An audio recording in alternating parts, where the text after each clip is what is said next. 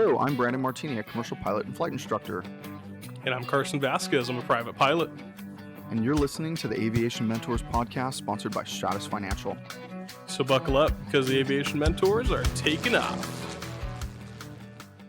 Welcome back, everybody, to an awesome and, of course, amazing episode of the Aviation Mentors podcast. Thanks for joining us today. I know we're a little bit infrequent in our uploading, but as you know, it is the holiday season, and we've been absolutely swamped with end-of-year stuff. And my travel schedule in the month of December, I think I'm only home like 2 days.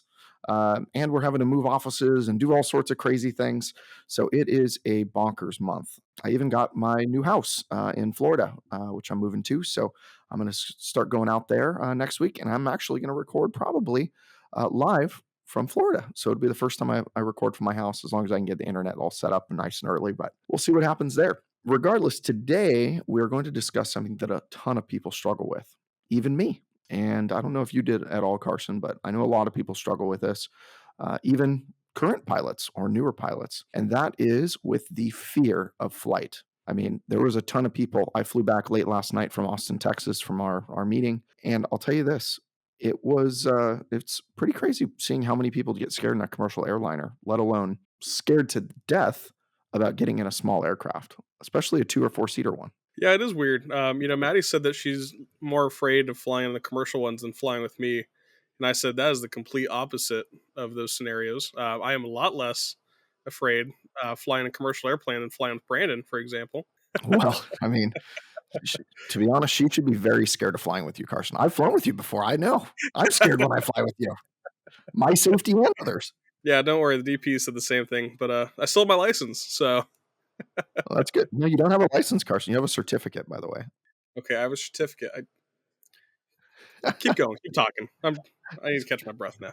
Sorry, I like to give Carson trouble. By the way, Carson's not a bad pilot. He's not unsafe. I just like giving him trash talk because it's fun. It is fun. This makes a fun podcast. Yeah, it's a dynamic duo, right? We're the dynamic duo. We're something. We're 2 musketeers. We have Mark, so we're 3 musketeers actually. He just listens to all this and just makes faces at us the whole time. It's fun. It is. I mean, his eyebrows are going up all the time. Like, I can't believe they're saying this stuff. It's pretty funny, actually. Wait till we get this. I know I keep on talking about recording video, and we never have gotten it done. But I don't know if we can figure out how to download the video off of this platform that we use. Maybe you can see some blooper reels. I know that we've got some funny ones that are going on now. So we'll get a blooper reel episode going. I think that'd be awesome. I'm sure we could look through 110 episodes and find some bloopers on stuff that's been edited out for sure. So Mark, I'd love for you to find something. That's fun. Yeah, we just did some bloopers right before this episode. Brandon was doing a southern accent. It was cracking me up. He's like, all right, now we're in a good mood. Now let's record. So let's get into it. The fear of flying, it's really weird how it works. So it's known as aviophobia, and it actually affects a significant... Is it really? What? Is that really a thing? Is it really called aviophobia? Like, is that an actual term? Would you make that up? That's the one. I'm gonna Google this to make sure that you are not making things up and just lying to our audience. This is not. I mean, if this is really a thing, I'm very surprised. Like, I am in disbelief that this is actually a word. Wow. Well, is that or airplanophobia? So this is a real thing from the National Institute of Health, and they have a .gov on the back of their thing. This is crazy. It's even on Wikipedia. Oh, by the way, they also call it aerophobia. And then there's a really long one that I'm not going to even try to pronounce. I don't know. Petromonophobia, something like that. There's some names. I can't believe you found this name, Carson. It's pretty good. I'll stop dragging on now. I'll let you continue with your aviophobia. Thank you. So now that you believe me, it affects a lot of people, a significant portion of the population. And it can be presenting in a lot of different ways. So it can be anything from mild anxiety to a severe phobia, and it causes some people just avoid flying altogether. There's a lot of people, though, that will just deal with it, and they're going to have a terrible time. They're going to be scared out of their mind, but they're still going to get on the airplane. But some people will refuse. They'll drive thousands of miles, hundreds of miles, thousands, just to avoid flying. Some of the common triggers, of course, include a fear of heights, claustrophobia, or just feeling like you're not in control, which I know Brandon hates not being in control of something. And a lot of us do, which is why we're pilots, right? We like to control our destiny. I guess. And destination. Yeah. Getting to go a little closer. It's a lot easier. So for some people, this fear can be linked to a traumatic flying experience. or can just be influenced by secondhand stories of air travel crashes and incidents. And the thing is, statistically, air travel is one of the safest modes of transportation. And the chances of a plane crash are super, super, incredibly mucho low. And the odds of a fatal accident sit around 1 in 11 million. The thing is, sensational media coverage of any airline disaster can really skew public perception, and it makes air travel seem a lot more dangerous than it really is. A lot of people just look at a news story because the news will absolutely go crazy when a plane crashes, especially a commercial one. So when people see that, and those are the stories they see, they don't see a story about every good landing that we have. That's what they hear. That's what they think of when they think of flying. So, as I've talked about on way back in episode 2, when we were talking about overcoming our own fears in the cockpit, and Carson and I both talked about things that made us nervous. I'm afraid of heights. I mean, I still am. We were at the office location for Stratus in Austin, Texas, earlier this week, and it's a big giant building on like the 11th floor, and they're building another giant building right across the street from me. And I was looking at it, I was thinking, wow, they are hoisting up some like giant pieces of metal, and there's crazy people on the ground that are like near where it could kill them. And I was just thinking, this is absolutely bonkers. I cannot even sit in the place where I was sitting. So I sat with my back to the window the whole time, so I didn't have to look outside and see what's going on, because I was so afraid of that, right? But also, I was really afraid of flying myself and being in a small aircraft. I remember looking down at the wheel dangling off of the 172, because it's just there, right? And I did not like that feeling. It just made me feel like I was really high up in the air. So I just refused to look at that wheel dangling on the side of the airplane. And that happens with a lot of people. Fear in the cockpit, fear of just being in an airplane, all of those things. And you're right. Statistically, it's incredibly safe to travel via aircraft, even small airplanes.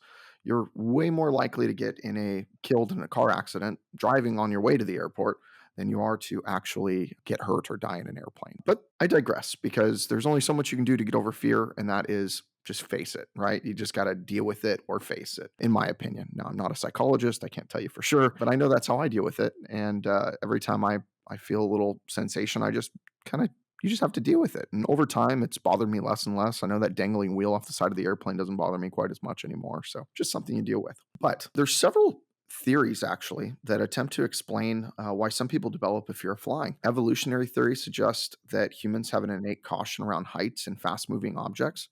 Yeah, obviously, if you fall off a cliff or something's moving really fast, it's probably going to kill you, right? Like, that's not a good thing. So, cognitive theories point to how we process information and form beliefs. Yeah, again, if I think I'm going to fall off a big building, I mean, I think I'm going to die, right? Like, it doesn't feel good. Why are you laughing at me, Carson? It's not that funny. Like, if I'm looking down at this building, I know what'll happen if I fall off this building. The But thing is, you're probably not going to fall off the building. Okay, sorry. you're Just keep right. I'm going. not going to fall off. You're probably not going to fall off the building. You haven't fallen Um, yet, have you? that was me knocking on actual wood, everybody. I haven't fallen off a building. So I even hired somebody to put the Christmas lights on my roof, so I didn't have to get on the roof this year. Like, I don't want to get on the That's so roof. funny. I'm gonna take you skydiving. We should go skydiving. I went skydiving once when I was 18 years old, and there's no need for me to ever go again, nor bungee jumping. I haven't done that yet, but I'm still not going to do it. No, thank you. Take me up in an airplane. I'm not afraid of that anymore. There's no more aviophobia for Brandon. It's fantastic. I actually used to be okay with small airplanes and not with big airplanes too. And I've kind of switched gears on that. Now I'm not afraid of either one of them, but I didn't like the fact that there's some guy up at the front or girl up at the front of the airplane that they're flying it. And I thought I could fly it. I mean, I read a statistic the other day that like 80% of men think they can land a commercial airliner with no experience whatsoever. And I just want to let that 80% know that is not a pilot whatsoever. You have a very low chance of successfully completing that.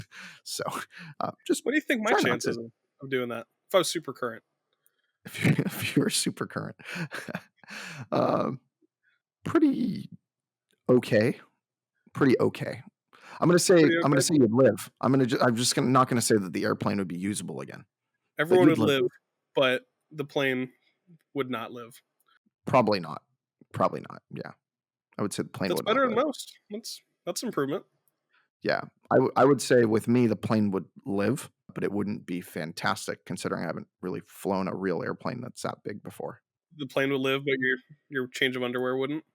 Yeah, yeah, I would no, I would be totally fine with that, actually. I mean, I would be Oh, pretty nice. confident in my Yeah, well, ability. Yeah. you've done. you've done the type training, so that's pretty cool. Yeah, as long as nothing were to happen in the cockpit, I think I'd be fine. So, all right, we're getting all off sideways on subject. I'm going to go back. So, it could be cognitive theories point to how we process information, form beliefs. For instance, a person might overestimate the dangers of flying based on how rare but highly publicized these crashes are, like Carson was just talking about. When you're watching the show Air Disasters on TV, I mean, that's obviously going to be in the back of your mind, like, "Ooh, this happened and this can happen."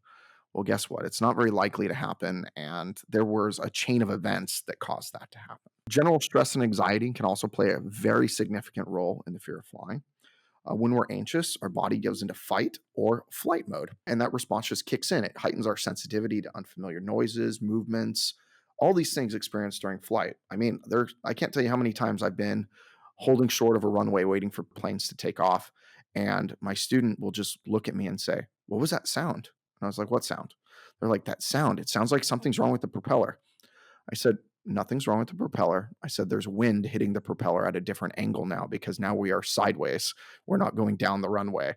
So that's what's wrong with the propeller. The air is hitting it at a different angle because the air is a fluid, right? Air is a fluid just like water is a fluid. So if you hit water at one speed, it's going to sound way different than if you hit it at another speed. It's the same thing with air. Normally, the propeller's moving at one speed, and then when air is hitting it, going a different speed, it's going to make a different sound. So people experience these different sensitivities in flight and even on the ground, like the one I just talked about. But it's okay to ask, just like your students ask you. It's okay to ask what that sound is. The only way that you're going to know it's a normal sound in the future is if you ask. I mean, I can't tell you how many times just during my training I was like, "What's that sound? Is that okay?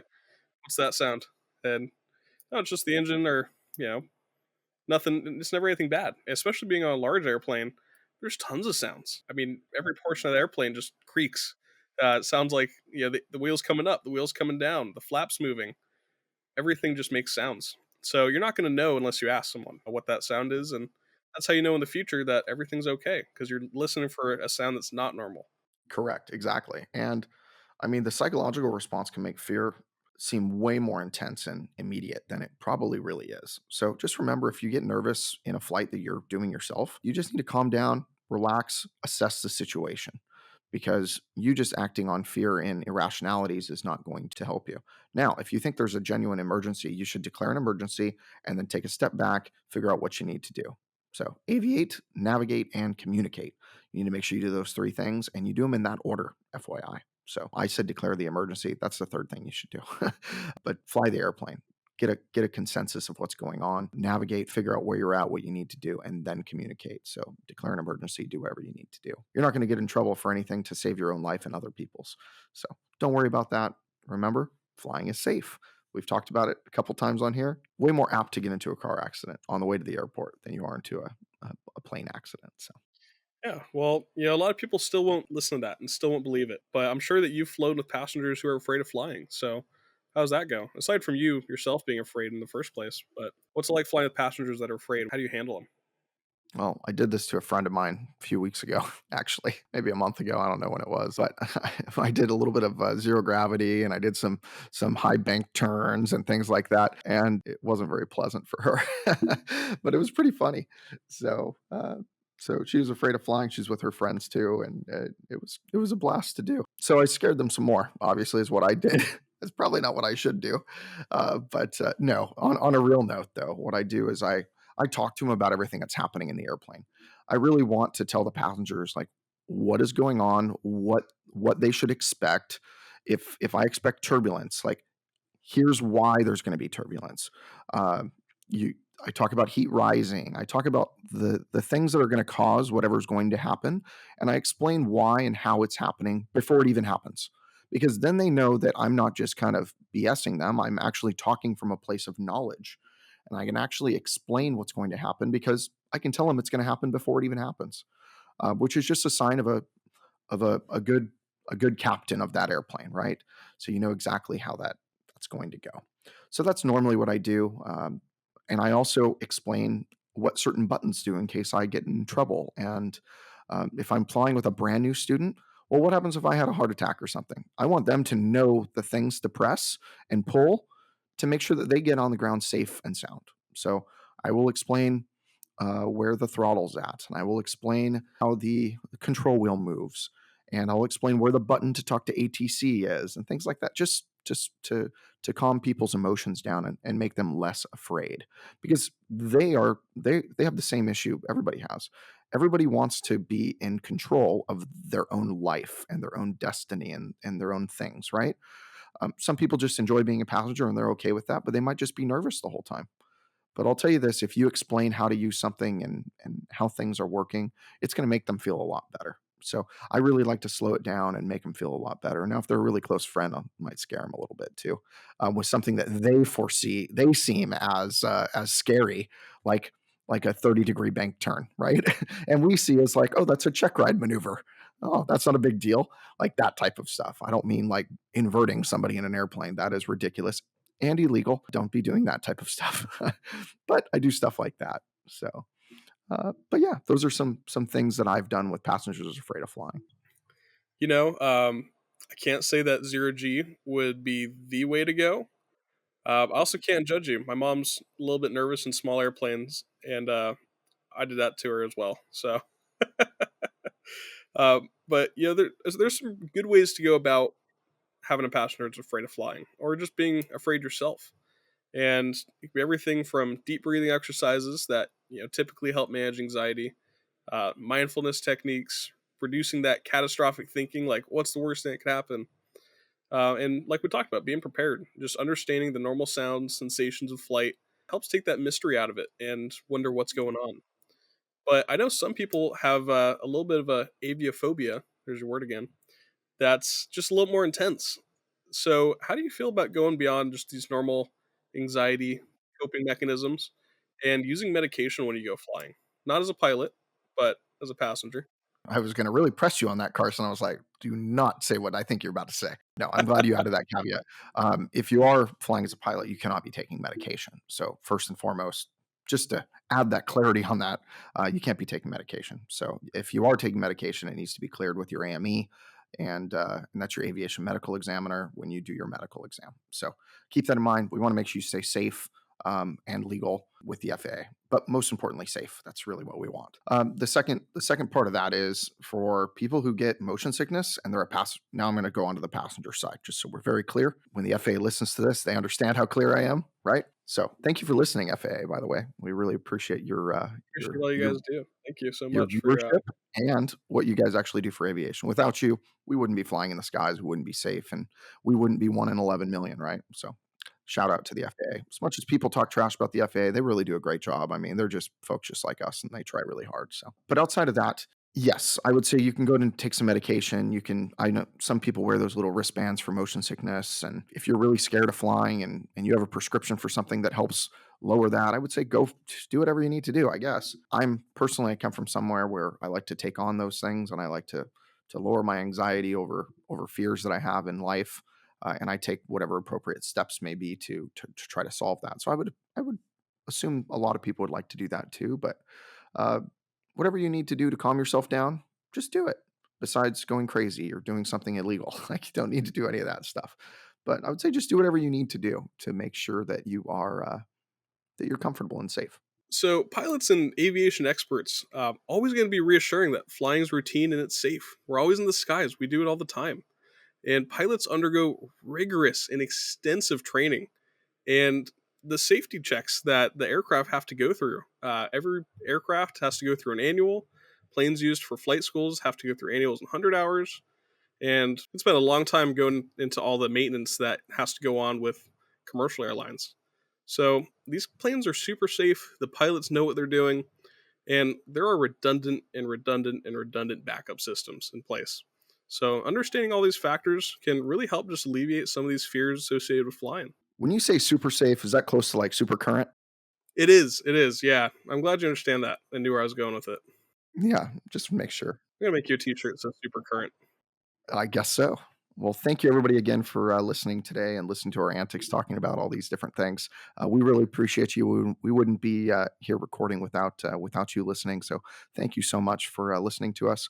As always, please don't forget to hit follow or like and subscribe on whatever streaming platform you're listening to us on. And you're a huge part of helping us grow the podcast and helping us grow the aviation community and just creating more access to some of the content and information that we put out on a usually weekly basis.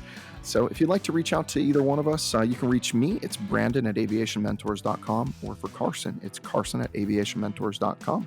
And as we wrap up for the day, remember, we're here to guide you in your aviation journey. So fly safe and enjoy the ride. See ya.